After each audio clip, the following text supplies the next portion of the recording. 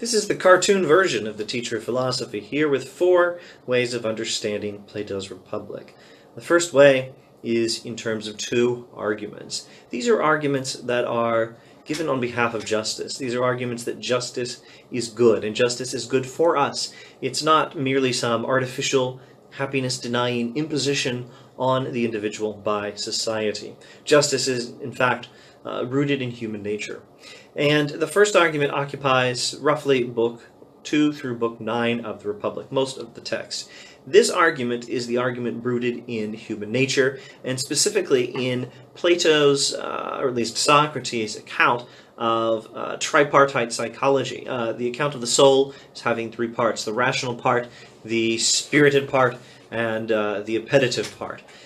Using C.S. Lewis imagery borrowed from a medieval writer, the part of the soul represented by the head, the part of the soul represented by the chest, and the part of the soul represented by the belly, the part that desires wisdom, the part that reasons, the part that cares about honor, the part that seeks honor and glory, that sort of thing, and then the part that desires, well, money and physical pleasures.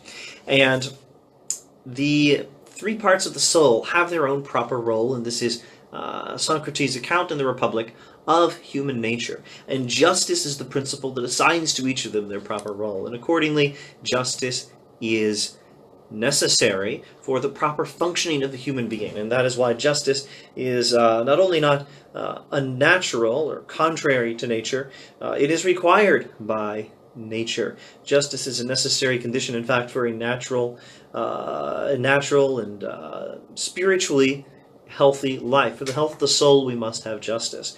The second argument is somewhat more brief, and it looks at the external consequences, the effects of justice.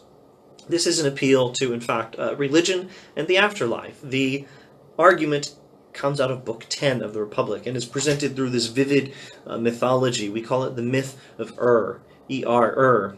This guy, has a vision of the afterlife, and he sees how the just are rewarded for their justice in the afterlife, and the unjust are punished for their injustice. And so justice has its external benefits. It, therefore, has one of the conditions, one of the criteria for something being a good thing.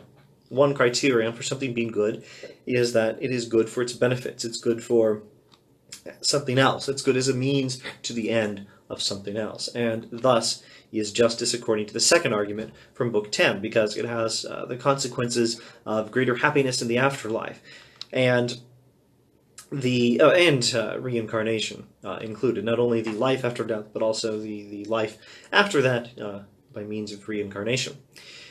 The other criterion for something being good is that it is good in itself, and this is, in Socrates' understanding, the more powerful argument, and hence it occupies more of the Republic from books 2 through 9. However, the combined argument is that justice is one of the greatest possible things, something which is good in itself and good for its benefits. And note that there is a connection between these two. What is it that we would take with us into the afterlife? Or what is it from us that would go into the afterlife? What else but the soul? There's a connection here, a causal connection or an explanatory connection, because justice in the first argument is described as something which is rooted in the soul itself. And it is the soul itself that goes into the afterlife where justice receives its external benefits. This analysis of justice and its benefits in 2 arguments is one way of understanding Plato's Republic.